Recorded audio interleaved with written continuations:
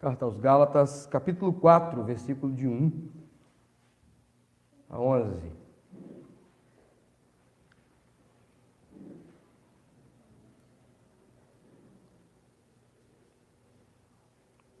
Se você assim puder,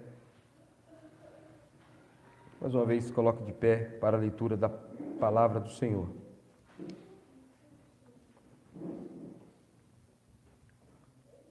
Aos Gálatas, capítulo 4, versículo 1 ao 11, é a nossa porção para a exposição dessa noite. Quero lembrar os irmãos das nossas atividades semanais. Nós temos programa na rádio, toda terça-feira, às 17h30. Nós temos culto aqui na nossa congregação e em Água Fria, nossa congregação aqui em frente ao Sindicato da Penha. Toda quarta, às 19h30, culto de oração. Aos domingos, às 9 horas da manhã, temos escola bíblica dominical aqui na nossa congregação. E à noite, às 19h30, nós temos culto aqui na nossa congregação. E às 18h30, culto lá em Água Fria. Lembrar do nosso primeira reunião do grupo de casais, ministério com casais, dirigido pelo Ezequiel, a Rejane. Na última quinta-feira do mês, nós teremos ali a reunião. Todos os casais são convidados para estar conosco ali participando. Será um momento precioso de comunhão e de ensino na palavra do Senhor, onde nós vamos poder desfrutar ali de estarmos juntos, vivermos esse momento bem jóia, preparado para todos os casais da igreja. Amém? Vamos lá? Leitura da palavra de Deus. Carta aos Gálatas, capítulo 4, versículo 1 a 11, diz assim a palavra de Deus: Digo que todo o tempo que o herdeiro é menino, em nada difere do escravo, ainda que seja senhor de tudo. Ele está debaixo de tutores e curadores até o tempo determinado pelo Pai. Assim, nós, quando éramos meninos, estávamos reduzidos à escravidão, debaixo dos rudimentos do mundo. Mas, vindo a plenitude dos tempos, Deus enviou o seu Filho, nascido de mulher, nascido sob a lei, para resgatar o que estavam debaixo da lei, a fim de recebermos a adoção de filhos.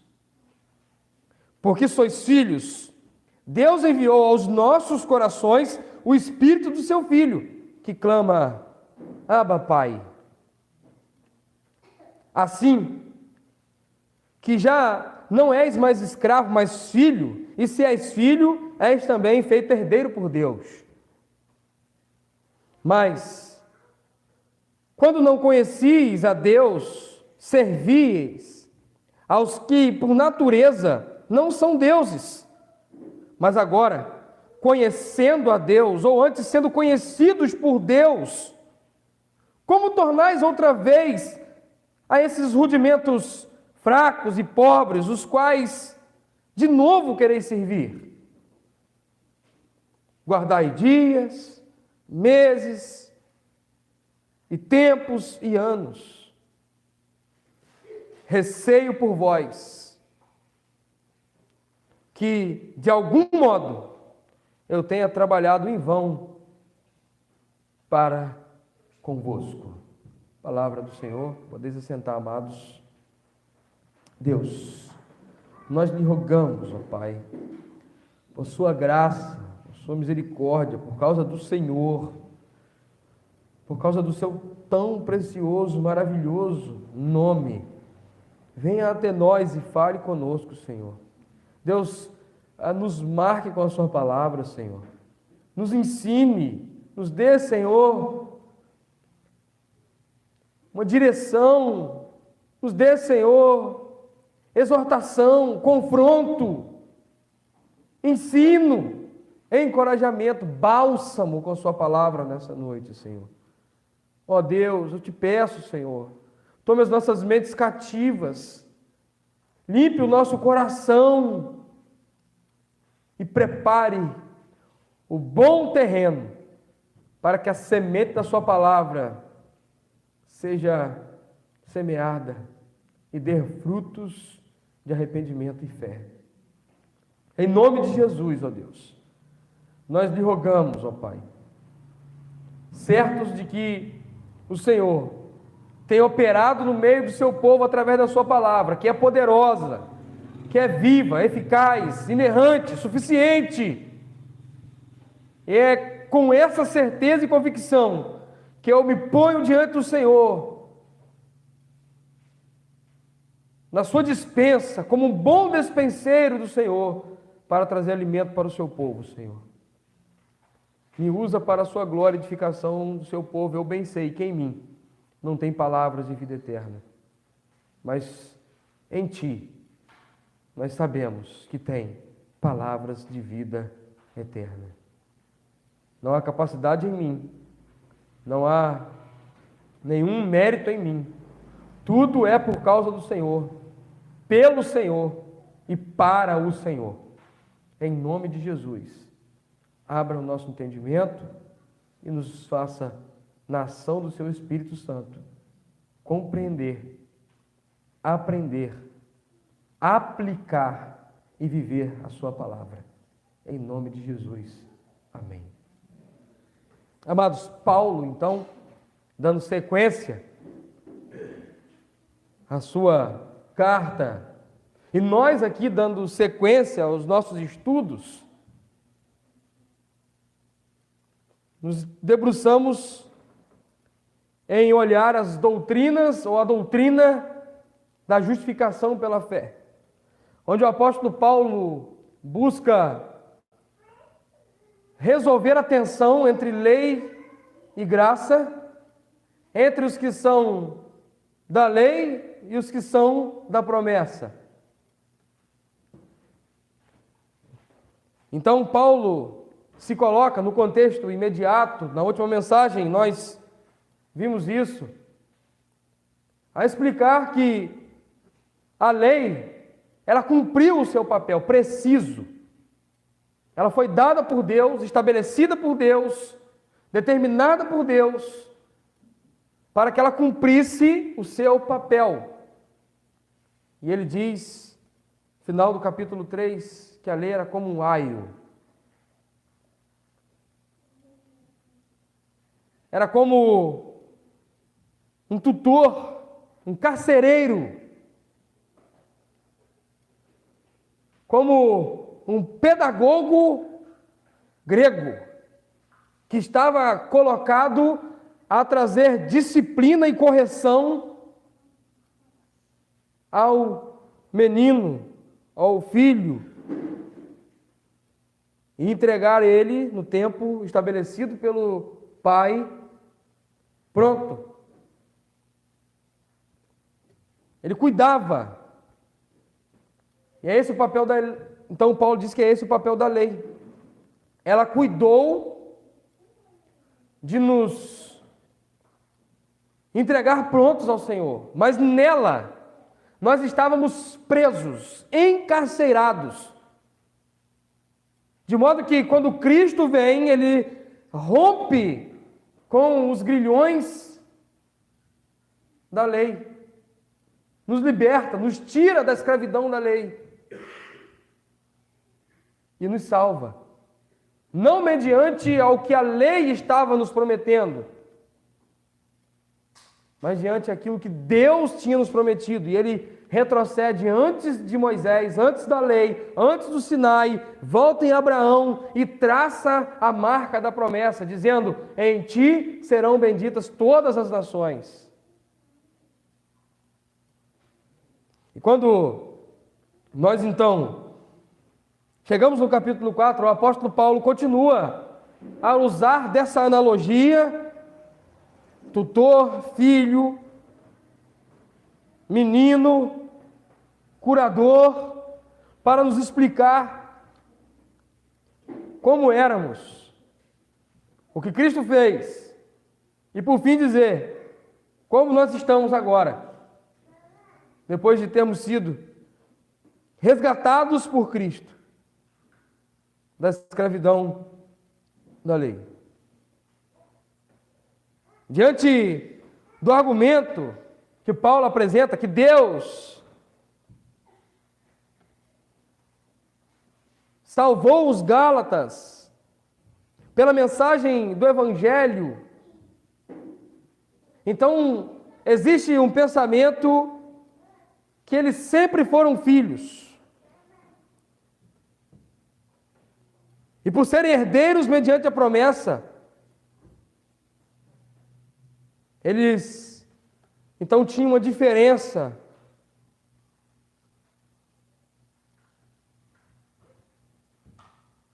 E aí, o pensamento que vem diante disso e aqueles que não andavam, ou não guardavam, ou não praticavam a lei? Como que eles foram preservados? Como que fica a obra desses? Eles sobrepujam os outros, eles são maiores do que os outros, então eles não têm mais que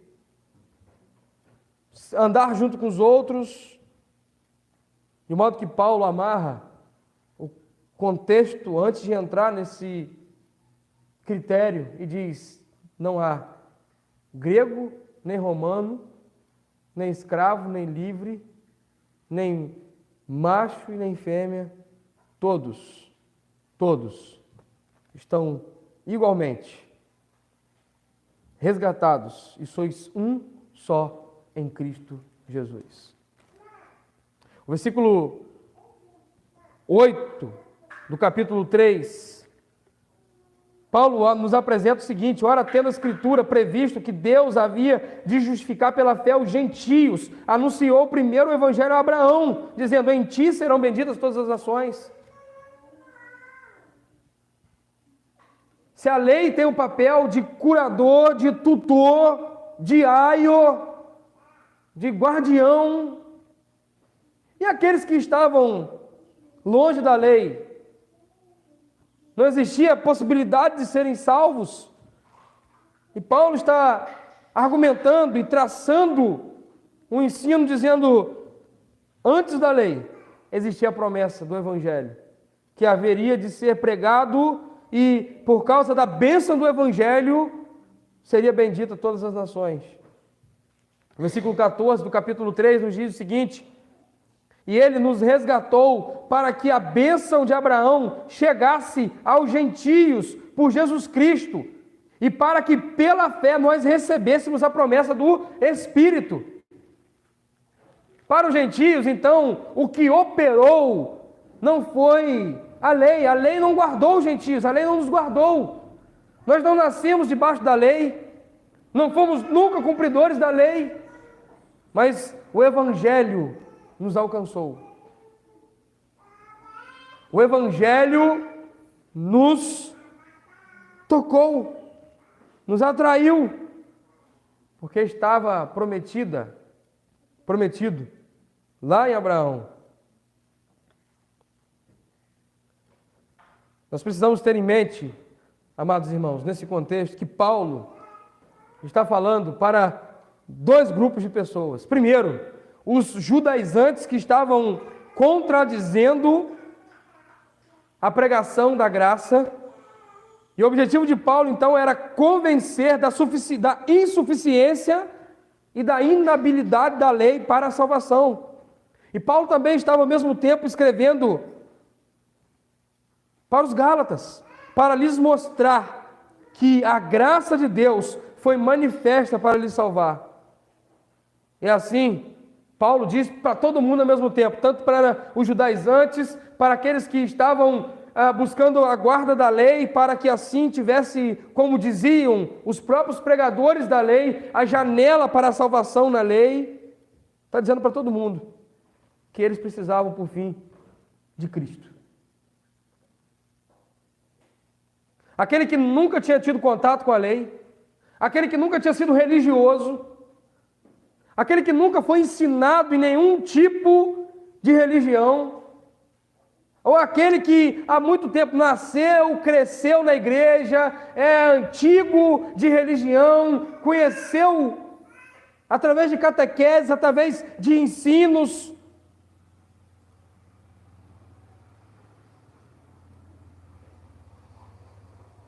uma linha religiosa, e aquele que cresceu num lar pagão, que nunca temeu a Deus, que viveu as mais terríveis imundícies do pecado, estava envolvido lá no mundo com as mais tristes cenas pecaminosas. Os dois precisam de Cristo para a salvação. O discurso dos Gálatas podia ser então o seguinte: opa, eu não estava preso em lugar nenhum,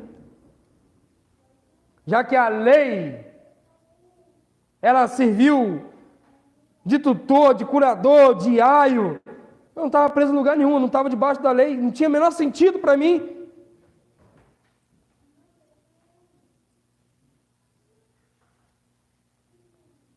Guardar, praticar a lei. Então, eu estou na vantagem. E Paulo, ele vai ser cirúrgico.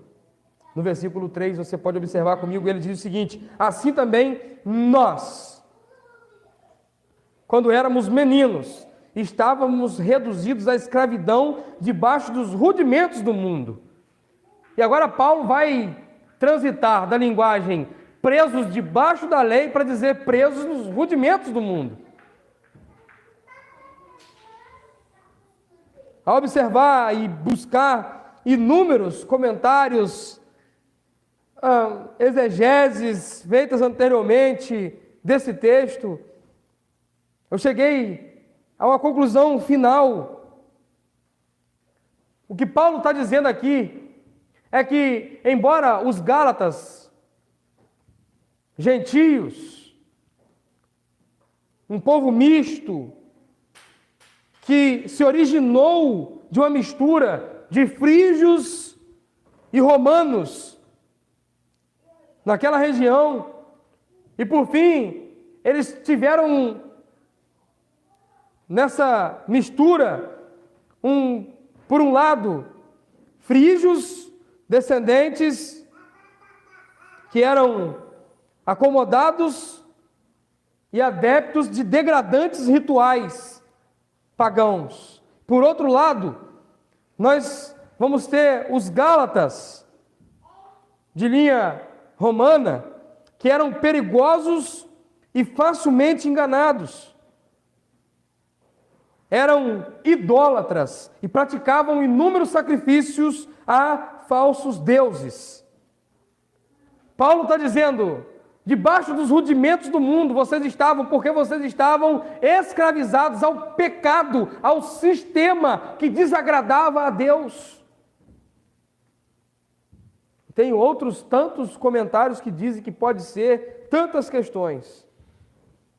Mas com clareza o apóstolo Paulo está buscando nivelar aqueles que estavam naquela região, que depois de 25, depois de Cristo, recebeu judeus, recebeu cristãos que eram convertidos de outras províncias,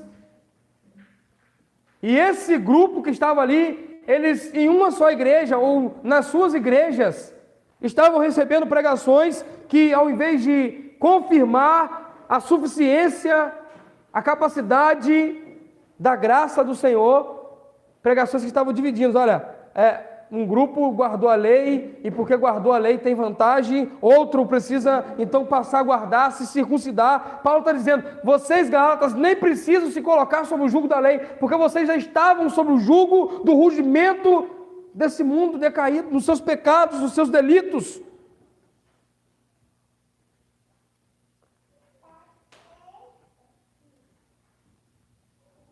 Se você observar, ele usa duas vezes esse mesmo termo. No versículo 3, E depois no versículo 9, como tornais outra vez a esses rudimentos? No capítulo 3 ele diz que esses rudimentos são rudimentos do mundo. E no versículo 3 ele diz isso. E no versículo 9 ele diz, esses rudimentos são fracos e pobres. Esses rudimentos que vocês estavam presos, eles são tão danosos quanto a falsa sensação de ser salvo pela lei. Paulo, quando estabelece um marco zero, dizendo que está todo mundo no mesmo nível, não tem gentio, não tem judeu, ninguém tem vantagem para a salvação. Ninguém colabora, coopera, ou acrescenta, ou tira alguma coisa para a salvação. Estão todos no ponto zero. E esse ponto é, todos igualmente precisam de Cristo. E Paulo se inclui quando ele diz, assim também nós, no versículo de número 3. Nós estávamos, quando éramos meninos, enquanto operava em nós o regime da lei, ou enquanto operávamos em nós a escravidão do pecado, nós éramos como aqueles meninos que tinha a promessa, que tinha a herança, mas que não tinha direito a ela.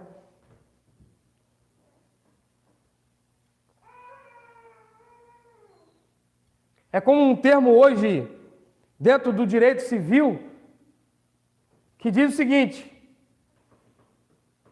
eu dou para Helena tudo que é meu, mas com usufruto. Enquanto eu estiver vivo, eu vou usar. É dela, só depois que eu morrer.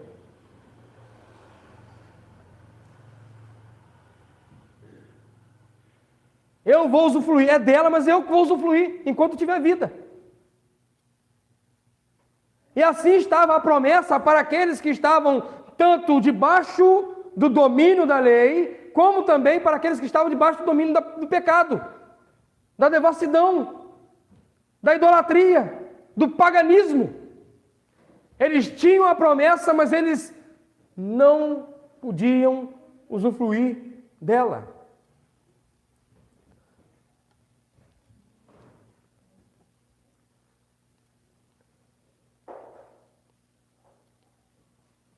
Quando Paulo escreve essa epístola, 56, 57, ou até quem diga 58 depois de Cristo,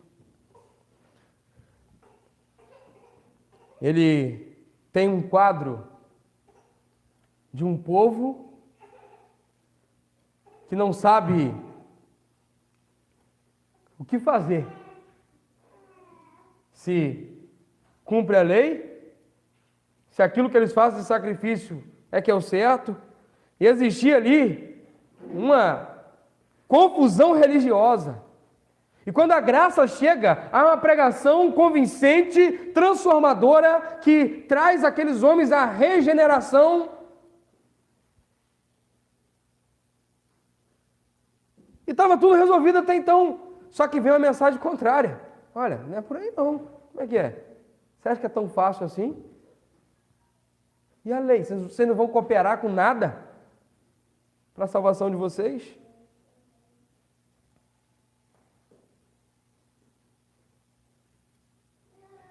E Paulo vai dizer, não, está todo mundo no mesmo nível, todos precisam de Cristo. Mas, versículo 4 nos diz que Deus resolveu o problema daquele que estava preso, encarcerado na lei, daquele que estava preso no rudimento do mundo, fraco e pobre, insuficiente, incapaz. Deus resolveu definitivamente o problema. Mas vindo a plenitude dos tempos, Deus enviou o seu Filho. João 3,16 diz, porque Deus amou o mundo de tal maneira que deu, enviou o seu filho. Como? Nascido de mulher, nascido sob a lei. Algumas coisas precisamos destacar e pontuar aqui nesse versículo, mas vindo à plenitude dos tempos, significa que Deus preparou tudo. Significa que Deus fez com que tudo colaborasse para esse momento. Deus regeu a história, os tempos, os governos, o sistema, a geografia.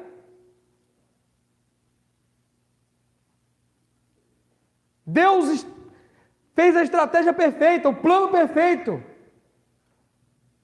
E quando cumpriu a plenitude dos tempos, Deus enviou o seu Filho.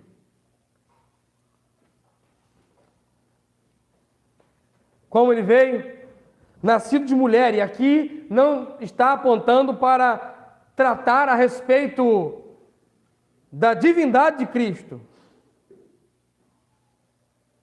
E nem do Deus 100% homem. Mas sim dizer que Ele, por ser o primogênito entre todos, nos deu condição, da mesma forma que nós somos homens, o Cristo homem nos garantiu o direito de herdar aquilo que estava prometido. Ele nasceu sob a lei, por isso somente Ele pode nos garantir sair debaixo da lei. O John Stott comenta: como poderia nos dar a herança se não tivesse nascido e sido filho e ter o direito de herança também? Como poderia nos tirar debaixo da lei se ele não tivesse nascido debaixo da lei?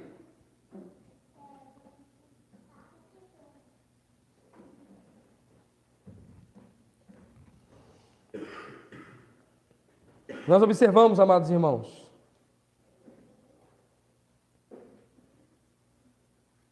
por que ele fez isso? O versículo de número 5 nos diz: Deus enviou o motivo para nos resgatar, para resgatar os que estavam debaixo da lei, a fim de recebermos a adoção de filhos. Deus envia Jesus Cristo ao mundo. Romanos capítulo 8, versículo 29.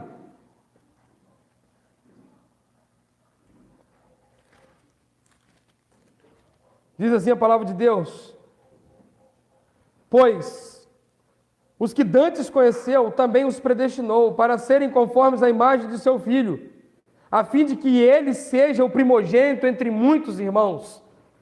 Deus envia Cristo, nascido de mulher, para que ele seja o primogênito dos irmãos.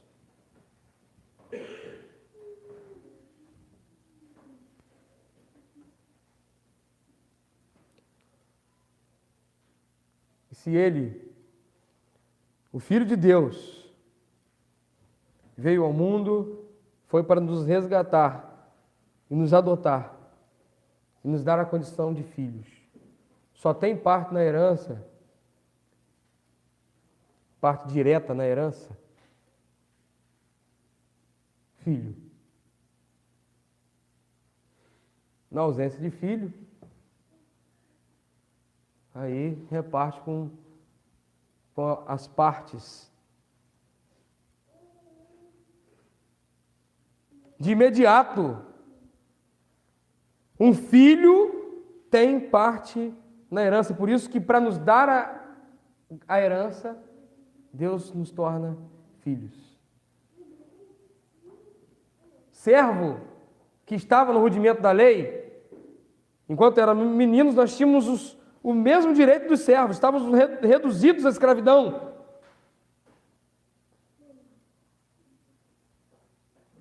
Não tínhamos direito algum à herança. Mas quando ele vem, é enviado por Deus, na plenitude dos tempos, ele nos resgata.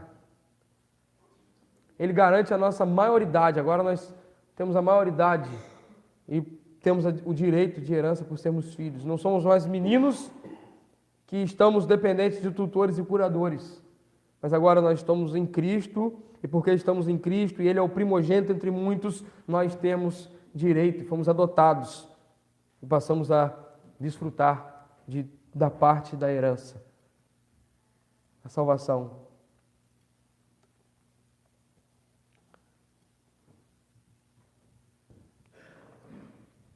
Assim, versículo 7 nos explica, nós não somos mais escravos, mas somos filhos.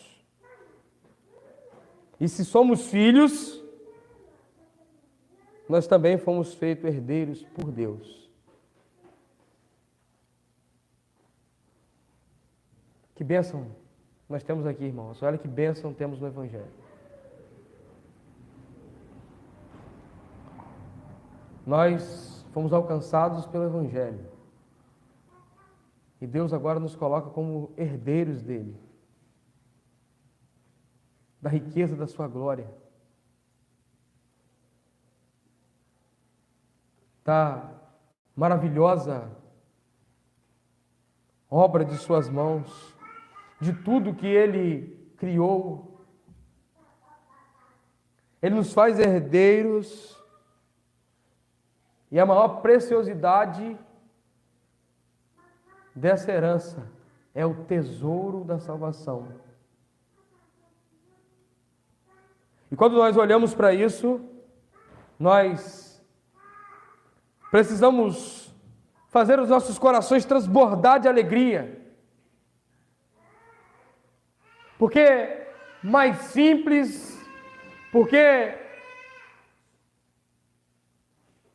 menor que seja a posição de qualquer crente, qual que for a quantidade de bens que ele teve nessa terra, ou que ele não teve nada nessa terra, ele tem que erguer a sua cabeça e dizer: eu sou herdeiro de Deus. Isso não é teologia da prosperidade. Isso é teologia da salvação em Cristo Jesus. Porque a nossa maior herança não é ter aqui, mas é herdar em Deus, no céu, na eternidade, a garantia da salvação, da vida eterna e da nossa pátria celestial. Muitas pessoas olham para Cristo como aquele que vai, eu sou herdeiro e a herança que ele me dá é que eu tenho que ser rico, é que eu tenho que conquistar muitos bens, é que eu tenho que ter, é que eu tenho direito, e vão a Deus e oram: Senhor, me dá aquilo que é por direito.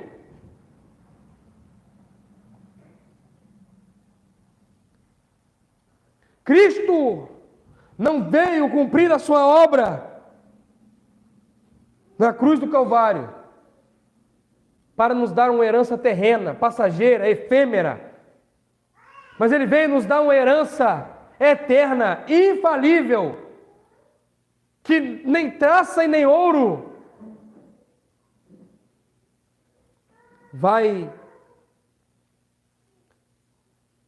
roubá-la de nós, vai roer, nem traça, nem cupim, nada, está lá guardada, nem ferrugem. Essa é a herança que Cristo veio nos garantir.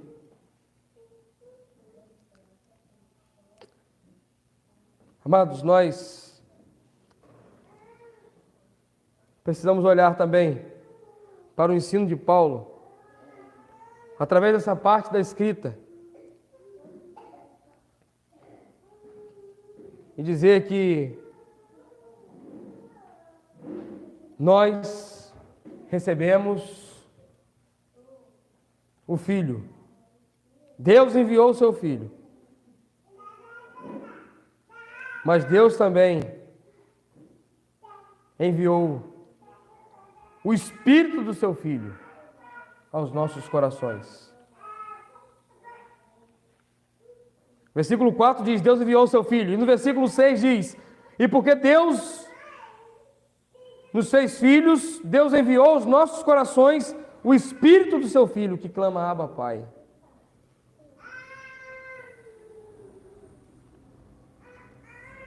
Deus envia, da mesma maneira que envia o seu Filho Jesus, Ele envia o seu Espírito aos nossos corações.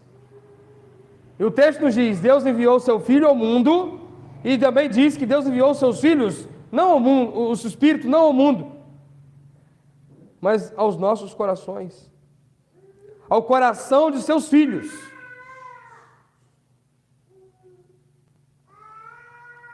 De modo que a obra de fora para dentro é do Filho,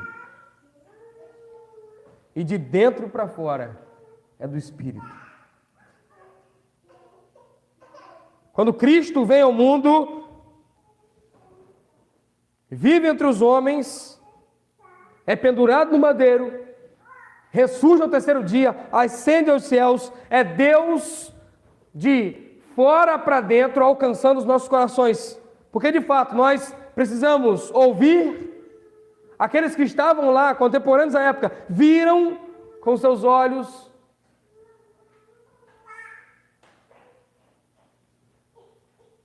para que no mesmo momento, dentro dos nossos corações, o Espírito Santo fizesse a obra.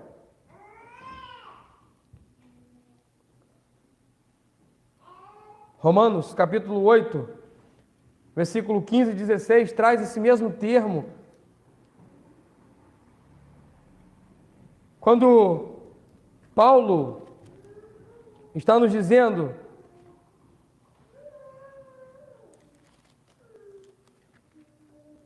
o seguinte: pois não recebeste o espírito de escravidão, para outra vez estardes em temor, mas recebeste o espírito de adoção, pelo qual clamamos, Abba, Pai. O mesmo Espírito testifica com o nosso espírito que nós somos filhos de Deus. A obra é de fora para dentro para nos adotar, para nos resgatar e nos adotar. A obra de dentro para fora é para nos convencer e para expressar. Desse modo, nós podemos olhar e ver Deus operando para a nossa salvação em tudo. Ele opera enviando seu Filho, Ele opera na plenitude dos tempos enviando seu Filho, Ele opera com o Espírito vindo nos convencer, e nós precisamos entender que não há capacidade alguma em nós para sermos salvos pelos nossos méritos, e nem há nenhum demérito em nós que impeça a graça de Deus de operar para nos salvar.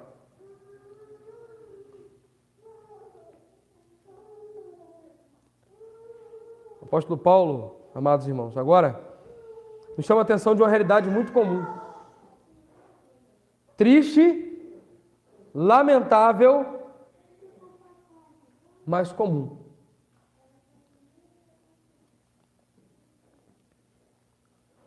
Aqueles que serviram a deuses que não são deuses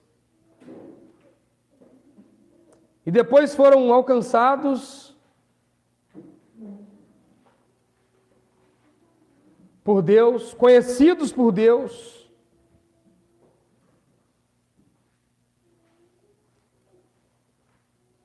querem, muitas vezes, voltar aos rudimentos antigos. Voltar às antigas práticas. Mas Paulo, ele organiza muito bem isso. No versículo 9. Um grande erro que muitos cometem é se autoconvencer de que eles foram salvos. Paulo diz, mas conhecendo a Deus, e ele enfatiza, ou antes, sendo conhecidos por Deus, como tornais outra vez esses rudimentos fracos e pobres para de novo os servir?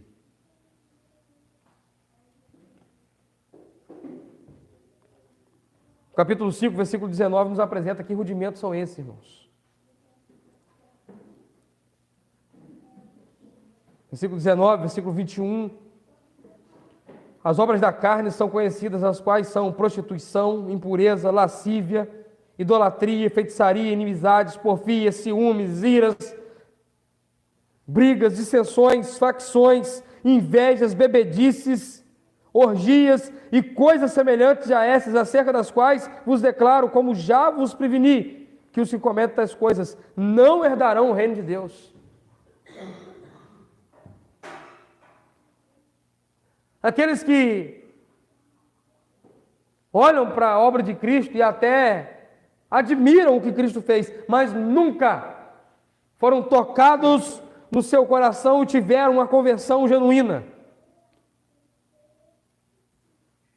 João diz, eles estavam entre nós, mas não eram dos nossos.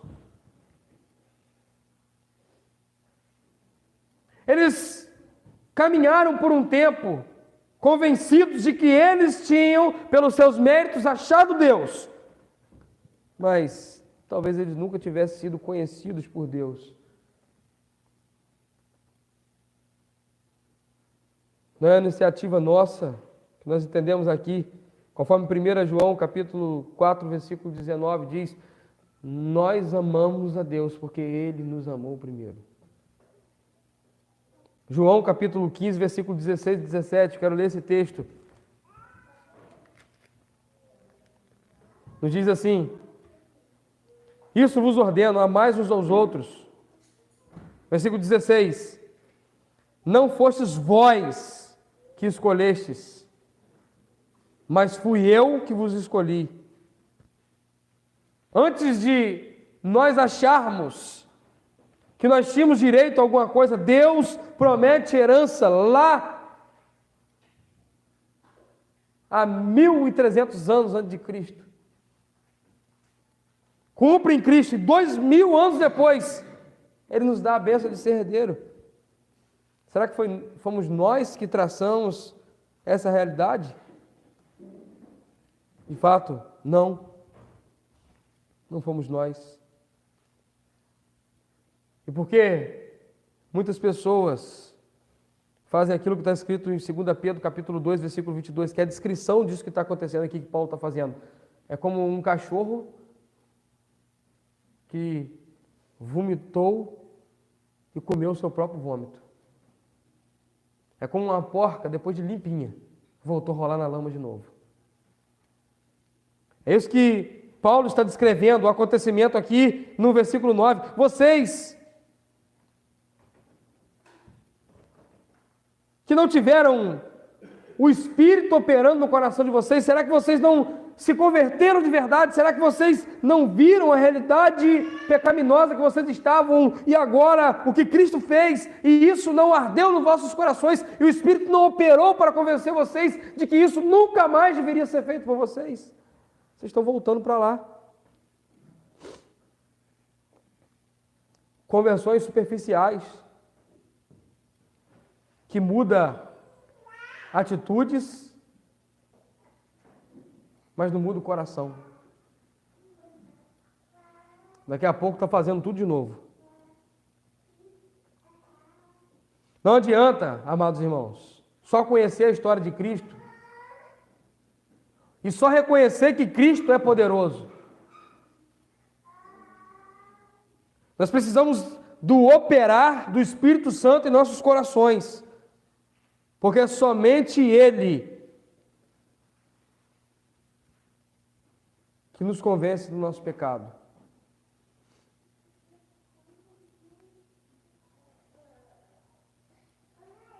Quantas pessoas nós conhecemos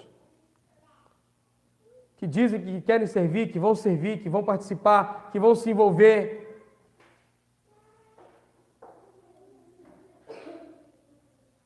Começam bem,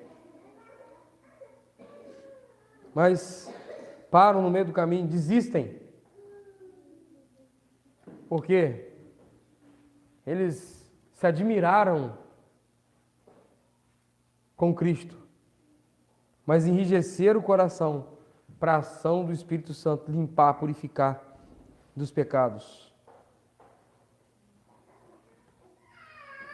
Efésios capítulo 4, versículo 17 a 32 mostra aquele que ouviu sobre a obra de Cristo, conheceu a pessoa de Cristo, foi adotado e os seus corações foram tocados pelo Espírito Santo. O que acontece com eles?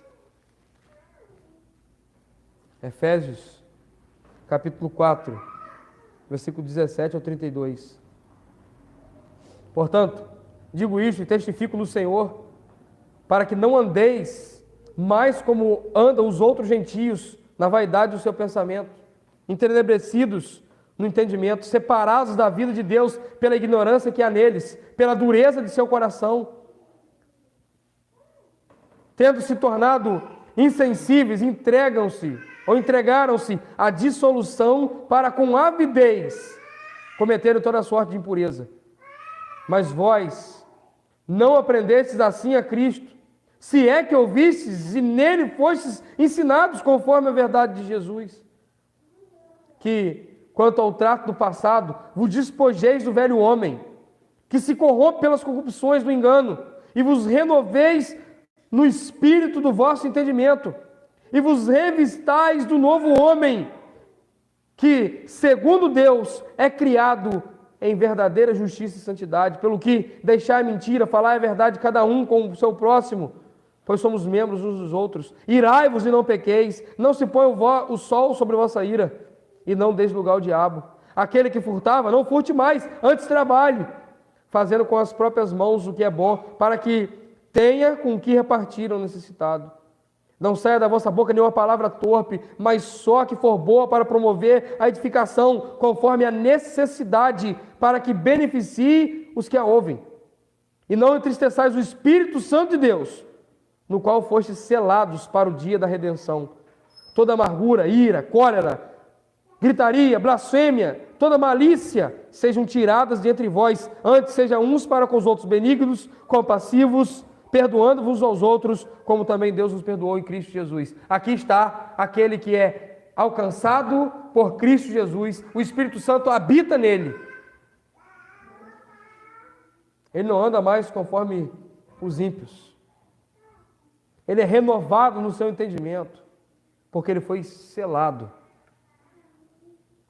Paulo, quando escreve essa epístola de Efésios, no capítulo 1, diz também: e também nele vós estáis, depois que ouvistes a palavra da verdade, o evangelho da vossa salvação.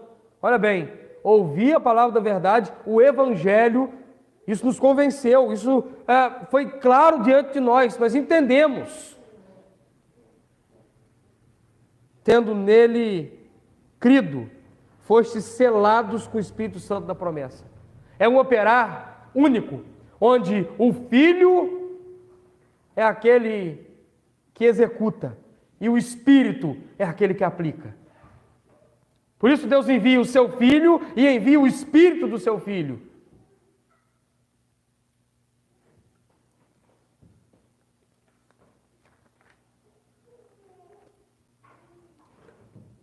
A W. Pink escreve no seu livro O Espírito Santo, ainda não traduzido para o português.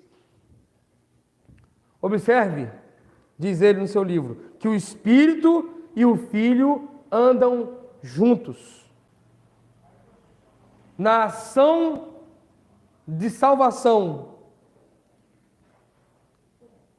temos Cristo operando eficazmente como Redentor e o Espírito Santo no mesmo ato como um habitante permanente nos corações daqueles que foram resgatados.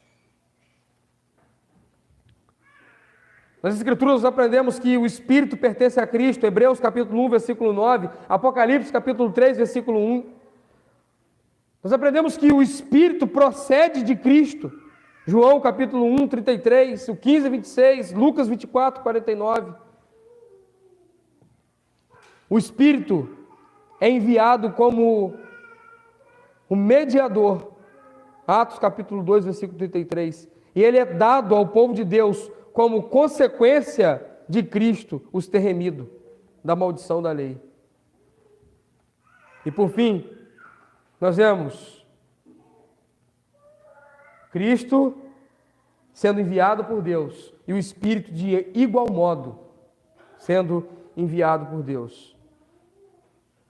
John Stott diz que o Espírito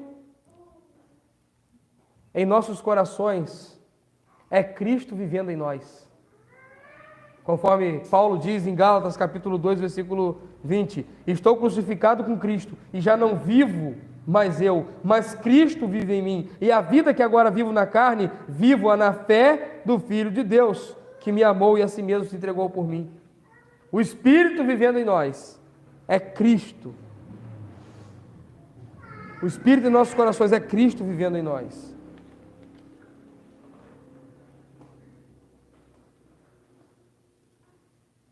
Quero caminhar para o fim, quando Paulo faz uma exortação final nessa perícope, dizendo: vocês estão guardando dias, meses e tempos e anos, como quem diz, para que depois de ouvir tudo isso? Qual é o sentido de guardar dias, meses, datas comemorativas, tempos, anos? A obra de Cristo para convosco, a ação do Espírito Santo em vossos corações, não significa nada. E aí tem uma declaração pastoral pessoal, versículo 11. Receio por vós, que de algum modo eu tenha trabalhado em vão para convosco. Será que aquilo que Deus fez enviando Cristo, aquilo que Deus fez enviando o Espírito Santo para aplicar essa obra maravilhosa nos corações, será que isso não está fazendo sentido? Então, eu percebo que talvez eu tenha trabalhado em vão para convosco. A minha pregação, o meu sofrimento pela causa do Evangelho, o meu envolvimento para convosco tenha sido inútil. O que Paulo está dizendo aqui e argumentando é o seguinte: vocês estão diante dessa realidade toda que eu estou apresentando para vocês. Eu já preguei claramente esse precioso Evangelho. Porque pouco tempo, logo, vocês já estão se desviando, estão voltando a servir esses rudimentos fracos e pobres. Estão querendo se voltar para debaixo daquela lei que escravizou vocês.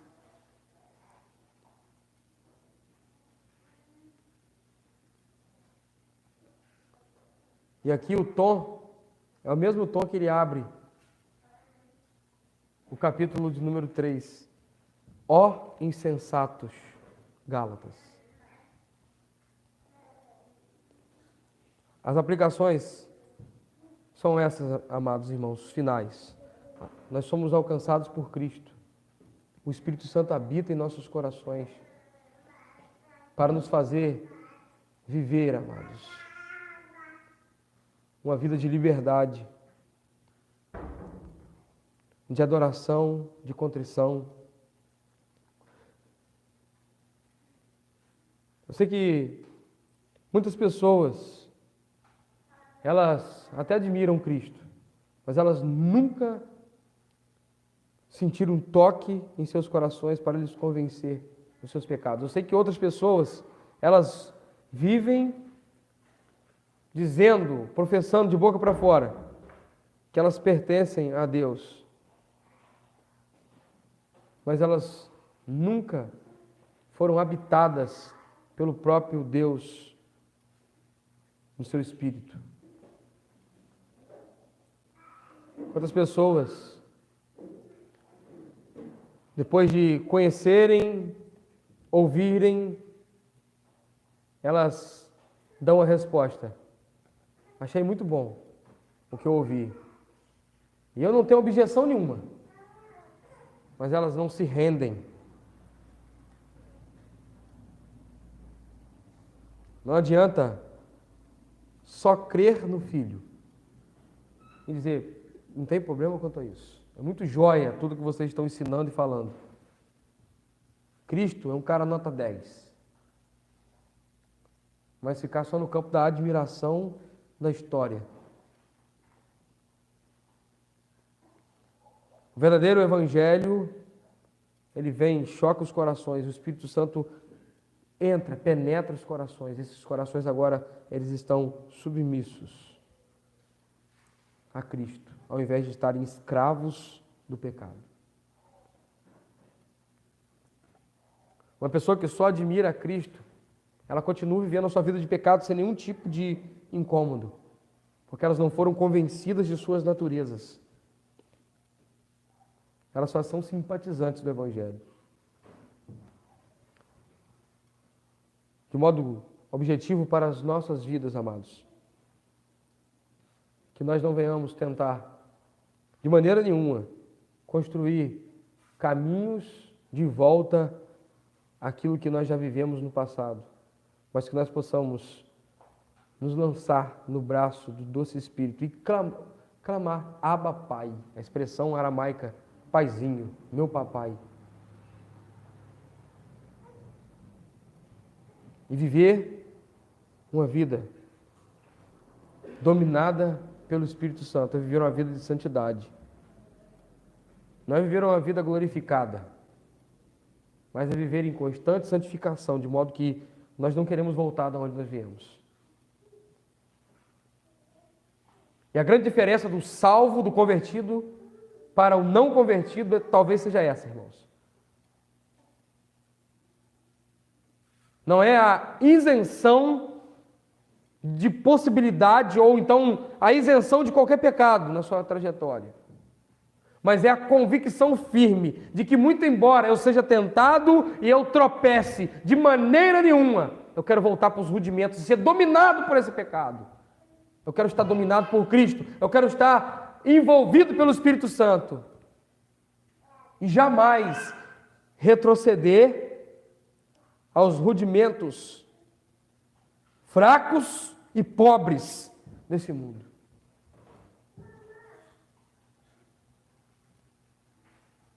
Quantas vezes nós nos deparamos com a realidade que nós até queremos, mas o Espírito Santo nos convence de que aquele caminho é voltar para os rudimentos fracos e pobres.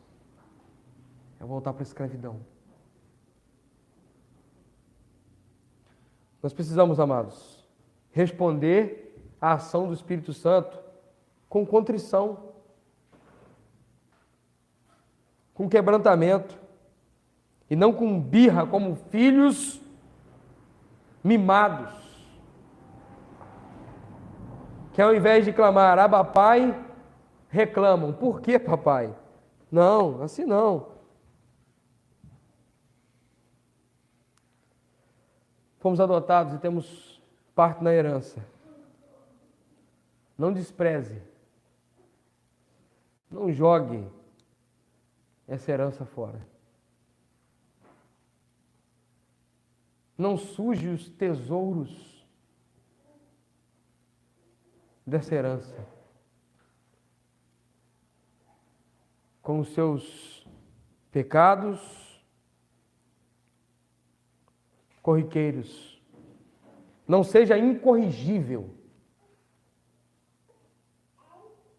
Saiba que porque o Espírito opera em nossos corações, Deus nos garante que nós jamais voltaremos a ser dominados pela vida do passado, pelo velho homem. Mas é por causa da ação do Espírito Santo, Ele nos garante que nós fomos resgatados. E é isso que o Filho faz. Nos resgata. E depois de nos resgatar, Ele nos adota. Olha o que Jesus faz, irmãos. Para nós pecadores malditos, estávamos escravizados pelo pecado. Ele vai lá e nos tira de lá. Isso, existem muitas formas de fazer. Existem trabalhos sociais que vão lá na Cracolândia, tiram pessoas da Cracolândia, trabalham com ela, limpam ela, e elas têm uma boa vida depois.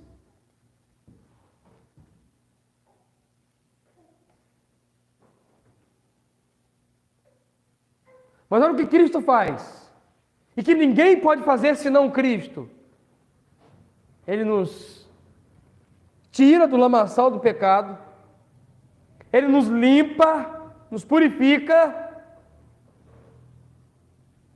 abre as portas do seu lar e diz assim: agora você é meu filho, você está aqui comigo. Você tem parte de tudo isso aqui, está vendo? Eu não só estou te limpando, te purificando, te deixando aí solto, para que se você quiser, você volte para o lamaçal. Não, Ele zela tanto por nós, que depois de nos resgatar, nos adotar, Ele coloca o Espírito dele em nossos corações, para nos garantir de que por causa da ação do seu Espírito Santo em nossos corações, nós nunca mais voltaremos a ser desse mundo terrível, miserável, pecaminoso. Temos nele herança,